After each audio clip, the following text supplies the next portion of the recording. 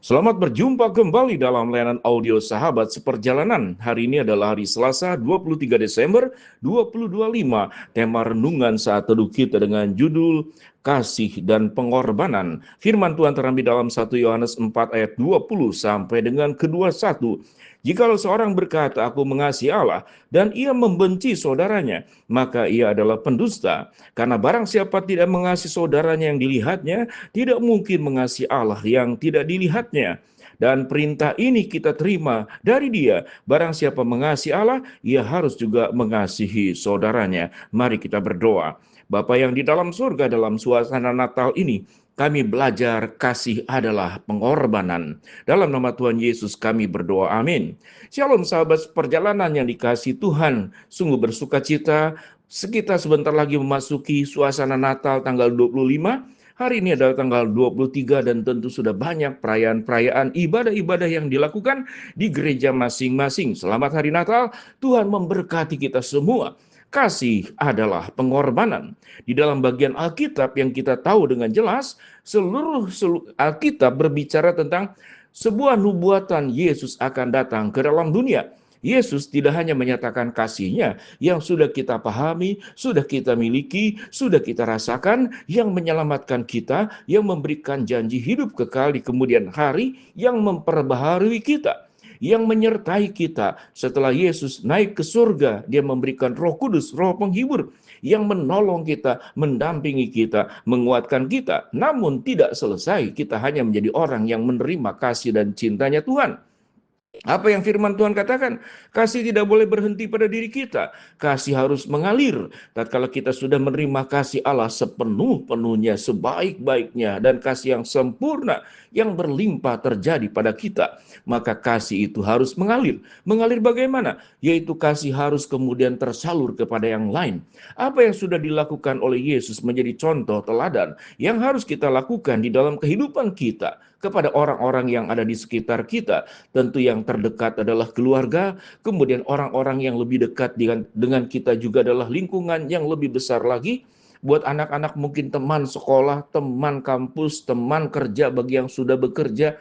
Lalu kemudian juga tetangga, lingkungan, tentunya dunia yang firman Tuhan katakan kita harus menjadi garam dan terang dunia.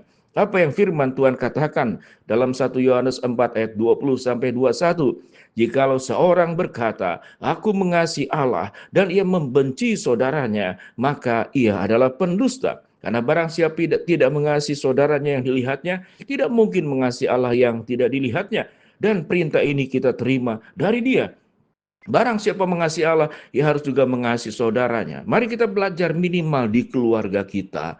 Biarlah Natal kali ini menjadi suatu komitmen bersama, keputusan untuk memperbaiki hubungan-hubungan dalam keluarga. Kalau berbicara tentang mengasihi, itu diucapkan pada saat pernikahan dengan sangat luar biasa dan sempurna.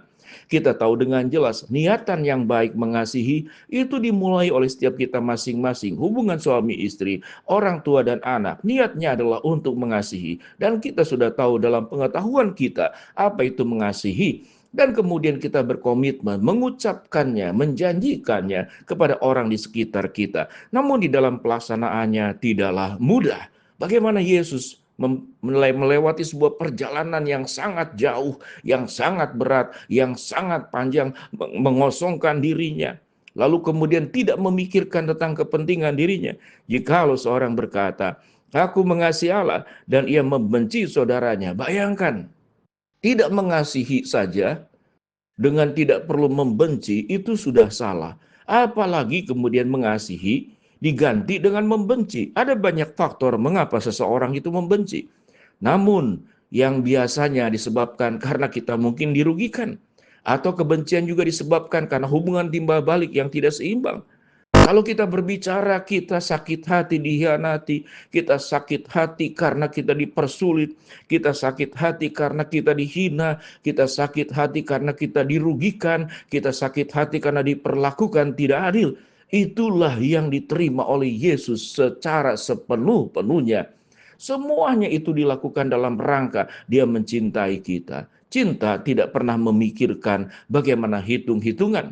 Mengasihi adalah satu jalur. Dia memberi tanpa memikirkan bagaimana untuk menerimanya kembali. Kalau Yesus datang ke dalam dunia, dalam memikirkan, mencintai, mengasihi manusia, dengan memikirkan akan apa yang aku dapatkan setelah mengasihi manusia, maka pelaksanaan kehadiran Yesus ke dalam dunia tidak pernah akan terjadi dan terwujud. Mari sahabat seperjalanan, ayat 21 dikatakan, dan perintah ini kita terima dari Dia. Barang siapa mengasihi Allah, ia juga harus mengasihi saudaranya. Kasih memang ketidakadilan yang kita terima.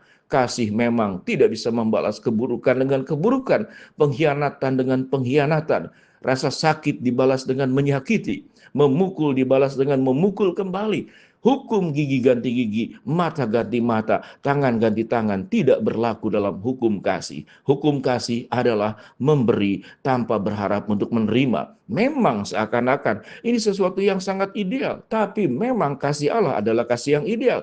Kasih Allah adalah kasih yang sempurna, tanpa cacat, tanpa celak, tanpa retak, tanpa ada kebocoran. Setelah mengasihi, dia tutup semuanya, tidak lagi kemudian bocor.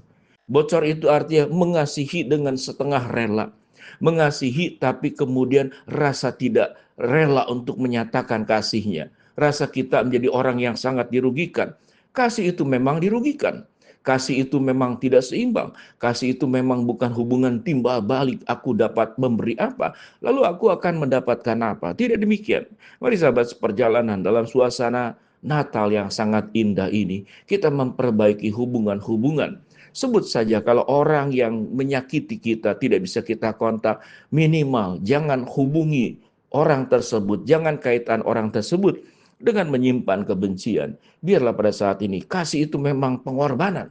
Kasih itu memberi tanpa menerima. Mari kita akan hapus seluruh pikiran-pikiran negatif, seluruh perasaan-perasaan yang kemudian membuat rohani kita menjadi sakit, fisik kita menjadi sakit, anggota tubuh kita juga mengalami berbagai gejala-gejala. Karena kebencian itu membawa penyakit, baik spiritual maupun jasmani. Dengan demikian, mari sahabat seperjalanan kita berjuang. Apa yang firman Tuhan katakan dalam 1 Yohanes 4 ayat 20-21, jika seorang berkata aku mengasihi Allah dan ia membenci saudaranya, maka ia adalah pendusta.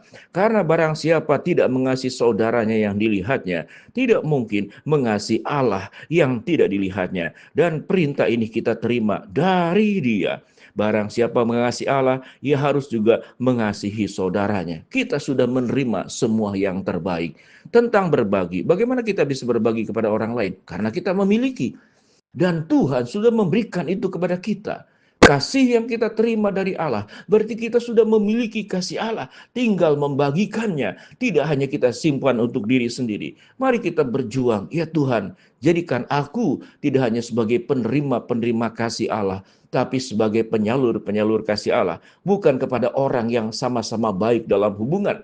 Tetapi yang paling sulit adalah bagaimana mengasihi dengan mengampuni, dengan tidak membenci, dengan memaafkan orang yang pernah berbuat jahat dan menyakiti kita. Biarlah Natal kali ini kita memberikan hadiah yang terindah buat Tuhan, yaitu hati yang disucikan, hati yang dimurnikan, hati yang dibersihkan dari segala perasaan negatif termasuk kebencian. Kita berdoa.